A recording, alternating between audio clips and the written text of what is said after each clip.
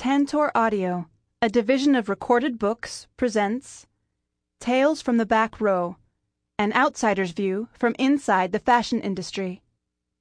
By Amy Odell. Narrated by C.S.E. Cooney. Introduction.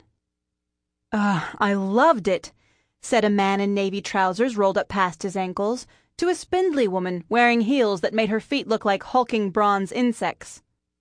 "I loved it," she agreed in Italian-accented English. "My favorite show so far. The ripped tights, the attitude, I deliver."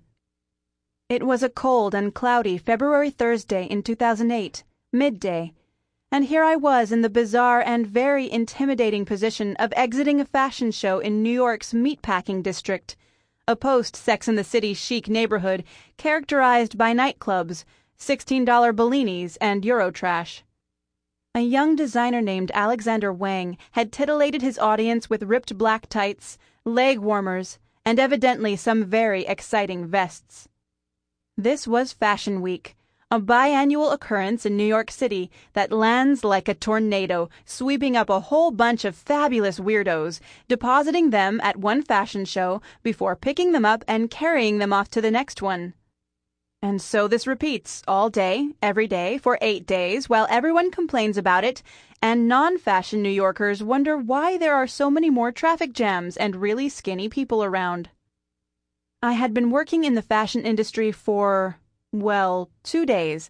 I had just started my job as the first blogger at The Cut, New York Magazine's website dedicated full-time to fashion coverage. I had no clue what distinguished a high-quality, fashionable pair of ripped tights from ripped tights without fashion world-altering significance. I thought I knew a lot about fashion, but as I exited that Alexander Wang show, I was beginning to realize that being obsessed with Project Runway makes one an expert in fashion as much as watching The Bachelor makes one an expert in prisoner psychology. More than 5 years and countless fashion shows later, I was hired to edit the website for Cosmopolitan, which covers everything from politics to what to do with your leftover pizza. Fold it in half and put it in a waffle iron, telling you. But fashion still fascinates me, and has had a greater effect on my life than any other beat I've been on, and not just because I can now look at a pair of ripped tights and tell whether or not they actually look cool or like they just came from an average person's dumpster. That day, I wanted to feel as moved by Alexander Wang's asymmetrical zippers as the real fashion people around me were. I could see by their pant-cuffing techniques and choices of footwear alone that they were capable of falling in love, a deep, moving love with clothes, especially leather ones. These people looked at shoes and experienced the same emotions the average person does passing puppies in a window at a pet store. They fall all over themselves. Back then, I knew nothing about fashion, and therefore could not understand their reaction. Project Runway, many feelings felt. Fashion, just one: confusion. Then I felt about fashion shows and parties the way the editor of a prominent DJ magazine once told me he felt about teenage girls who go dance at raves for hours wearing little more than bras and panties. When I asked him why all the girls who go to dance music concerts dress basically naked these days, he recalled one show where he found himself sitting with a direct view of a group of teenage girls wearing bathing suits, underwear, or some variation thereof, stomachs, buttocks, and cleavage exposed in a pulsating cluster before him. "Am I not supposed to look at this?" he recalled thinking. Am I not supposed to look at this is something I, too, often wonder at fashion shows and parties. I can't help but look at human thighs as firm and slim and browned as breadsticks in an Olive Garden commercial, arrayed in front of me like an all-you-can-eat bottomless basket. Or gawk conspicuously at seemingly hideous denim and camel leather patchwork jumpsuits. I will find out I'm in the minority of fashion people who does not want one to wear tomorrow. Or feel jarred by the sight of celebrities showing up to 9 a.m. fashion shows in full cocktail wear, like they're not there to sit in a seat, but about to turn the letters around on Wheel of Fortune.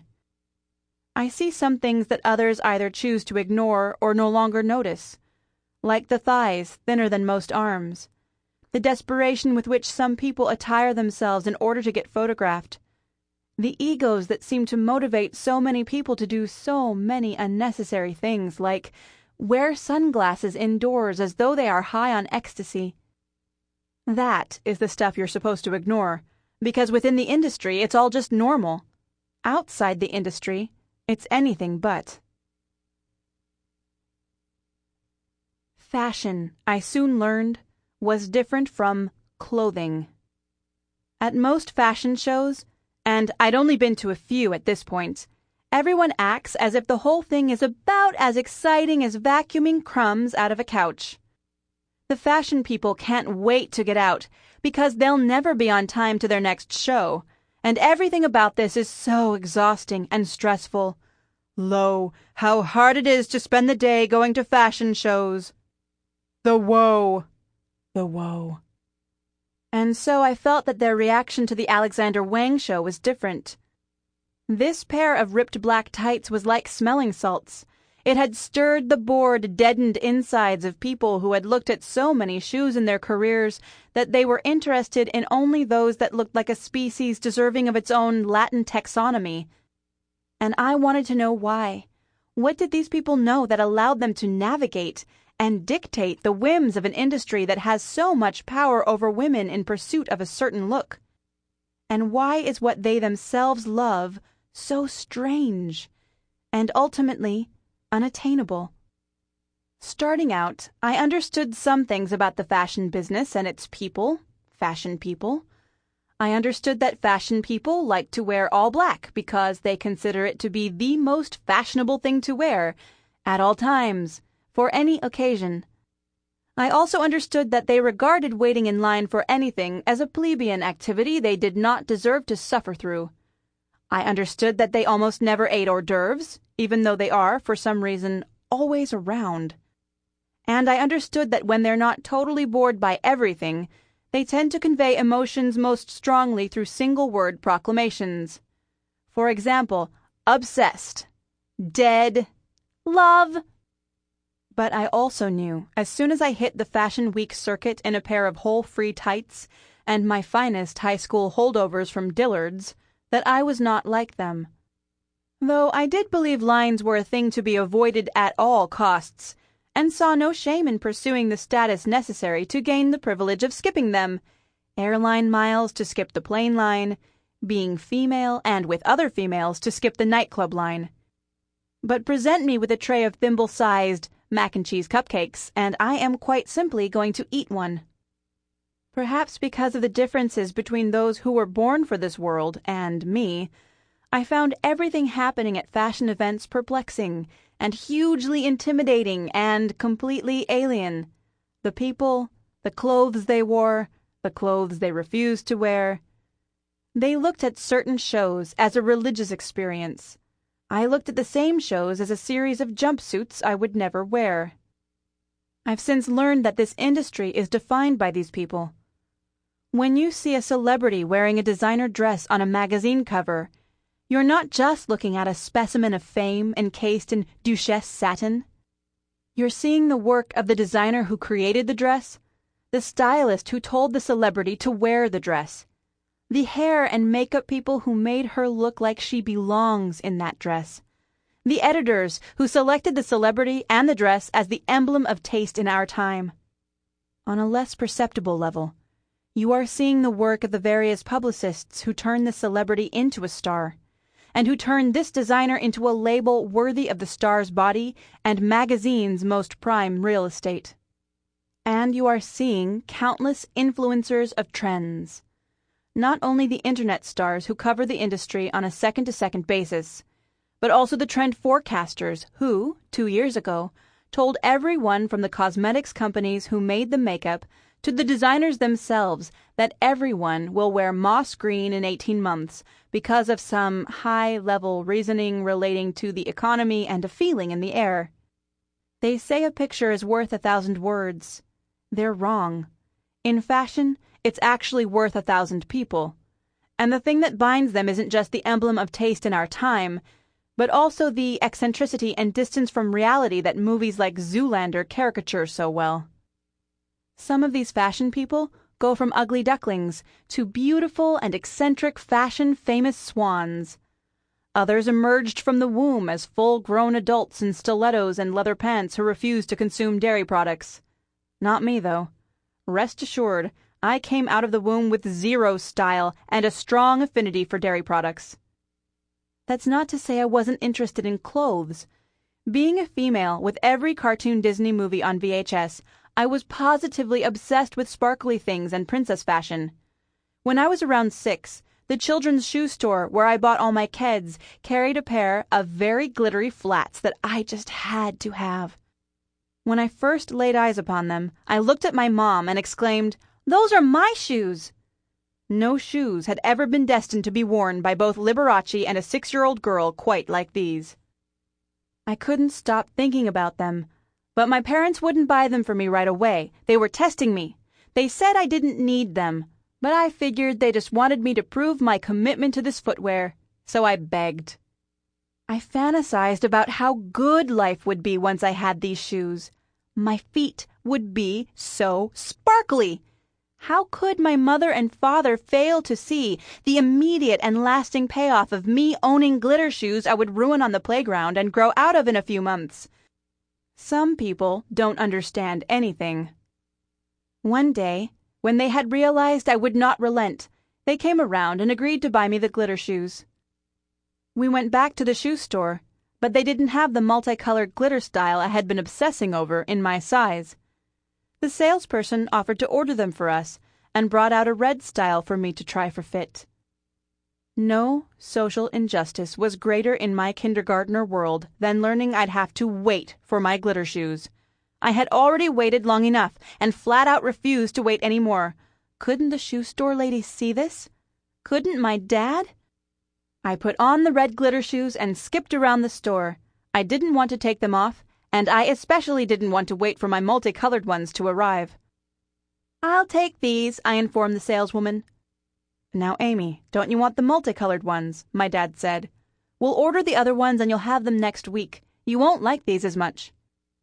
He turned to the counter, and I tried to convince myself that I really wanted the red ones and these old people were wrong. I clicked my heels when no one was looking because I'd seen The Wizard of Oz and knew that if I tapped my sparkly shoes together, I'd be transported to a magical land where everyone understood the power of sparkly shoes and a giant cat would talk to me. That's the power of fashion. No one really understands the magical forces behind it, only that it has the power to take you to faraway, otherworldly places. Or, as the people at Fashion Week so often remind me, sometimes it just makes you look like you came from one. In middle school, I really began to see how clothing could distinguish certain groups of people. Now let me be very clear. I was not cool. The hot football players were not sending me secret admirer roses on Valentine's Day. I was not in my high school's club of senior girls, composed mostly of cheerleaders or dance team members, who would shoe polish football players' cars with hearts and clouds and decorate their rooms before games. I know, feminism, don't get me started. However, I was very much aware that the people who did also had perfect Abercrombie cutoffs and wore their hair in messy ponytails just to show how little they tried to look good. The first law of looking good is you generally have to try to look good. The second law of looking good is making sure you don't look like you tried. I first saw in grade school that social status and clothing were inextricably linked. Studying and analyzing this truth professionally would become my job as a fashion journalist. Because fashion is not just about dresses, it's about so much more. It's about who can afford the dresses, who is famous or important enough to borrow the dresses, where the dresses can even be worn because they're so outlandish and fancy that they'd look a fool in every single place non-famous, non-fashion people spend time.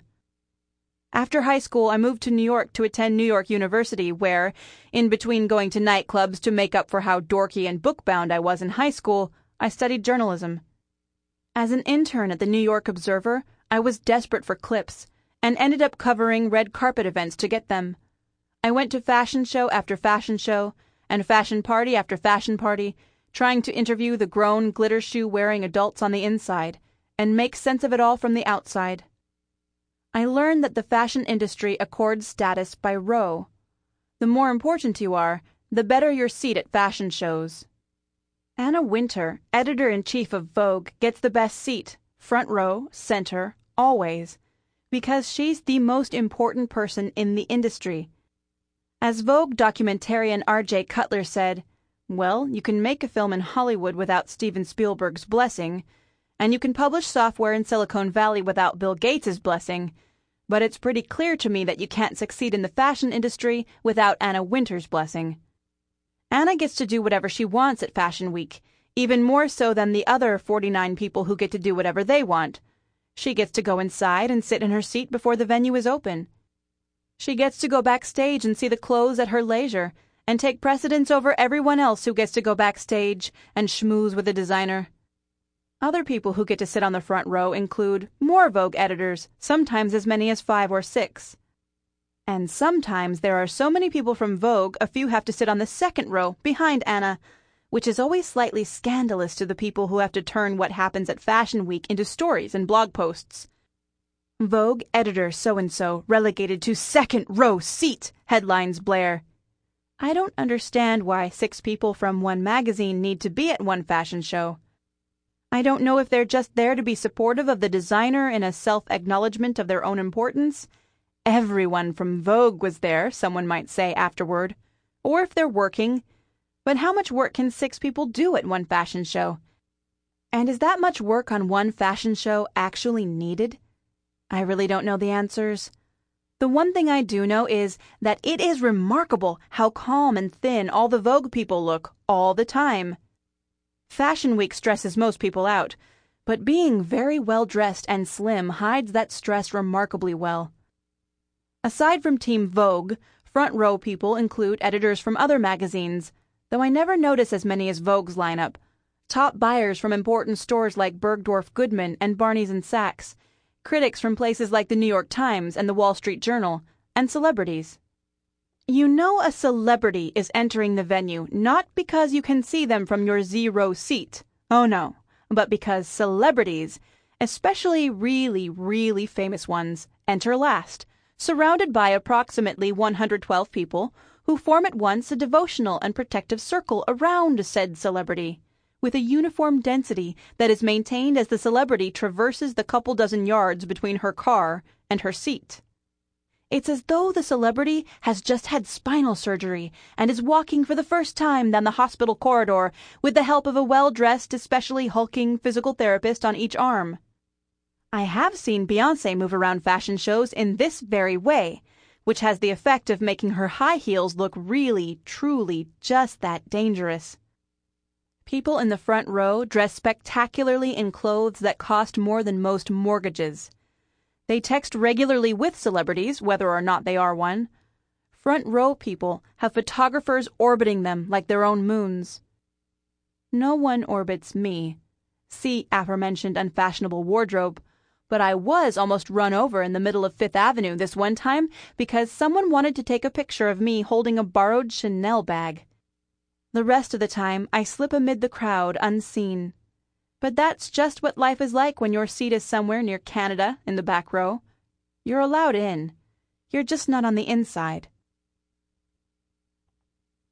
This book is about the people who power this industry. The bloggers, trendsetters, designers, celebrities, editors, and models. It's about what it's like to begin a career in the world populated by these very people, with whom I thought I had little in common but an innate attraction to sparkly shoes.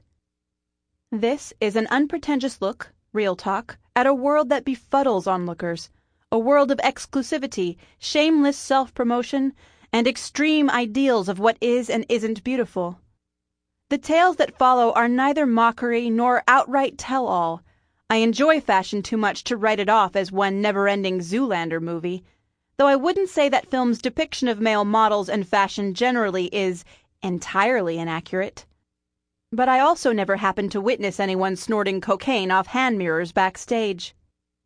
This industry runs itself in such a way as to make consumers, particularly women, feel bad about themselves, for being too poor, Too fat, too unattractive, too tasteless, too conventional. I am not immune to this. It's part of what drew me to this business in the first place. The fashion industry, in many ways, is a study in how deeply we long to stand out in order to fit in. A shrink once told me that we spend our energy trying to fit in with those around us up until around college, when we try to make ourselves stand out. Really, this is just another version of fitting in because everyone's doing it. The fashion industry bears just about zero resemblance to college, except perhaps for this, and how easy it is to get drunk every night if that's what you feel like doing. At Fashion Week, that desire is so pronounced that it's no big deal to see grown women with glittery pineapples protruding from their heads.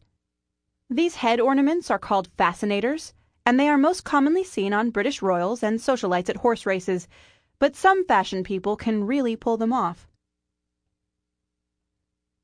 I'm not part of the in crowd. If I were, I don't think I'd be able to write about it any differently than the pages of Vogue, not Real Talk, which serves primarily as a purveyor of the illusion of fashion, rather than a decoder of it. What magazines like Vogue forget, or simply can't tell you, is that there is nothing normal about this business. Crocodile backpacks that cost $50,000 and come with a designer label aren't just something you mix into your Hamptons wardrobe. And not just because you don't have a Hamptons wardrobe, but because they're bizarre, and the people who become attached to these things are sometimes equally unusual.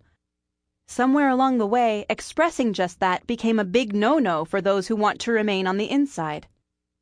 And so the fashion world consists of these people, like those two at that Alexander Wang show, who loved that pair of ripped tights and that leather vest, who exalt the disco pineapple fascinator, and who never seem to question the source of their feelings for these items of clothing, or challenge the context in which these feelings arise. That can be a scary job, and I'm not afraid to do it. I did end up purchasing a vest from that Wang collection at a sale some months afterward. But if I showed up anywhere wearing it with a pair of ripped tights and asked someone what they think of me, I'm pretty sure they'd just say, less. 1. Bloggers. Mastering the lame flamingo. Landing a job as a full-time fashion writer was a glamorous dream I never expected to fulfill, especially after I got fired from my first job. I was an editorial assistant at Juicy, a website about Jewish stuff that was supposed to reach cool young people, but ended up not reaching a large audience at all and shut down before being relaunched by people who could find an actual audience for the thing. My job involved sitting in a cramped office, filing invoices, and assisting someone who was sort of weird and not particularly warm. This was New Media 101, and I got the $400 a week paycheck, benefits not included, to show for it.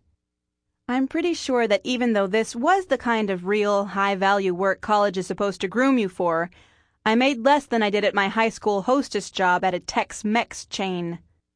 Vogue editor-in-chief Anna Wintour, who was fired from Harper's Bazaar, once said everyone should get fired once because it's a great learning experience. I agree. You should get fired once because it is a great learning experience. For instance, if you didn't grow up buying full-price Poochie like a socialite, you might have to learn how to live on the same amount of money your employed friends spend on lattes. It also, theoretically, teaches you how not to get fired again. There's a good chance that getting fired will be the best thing that ever happened to you.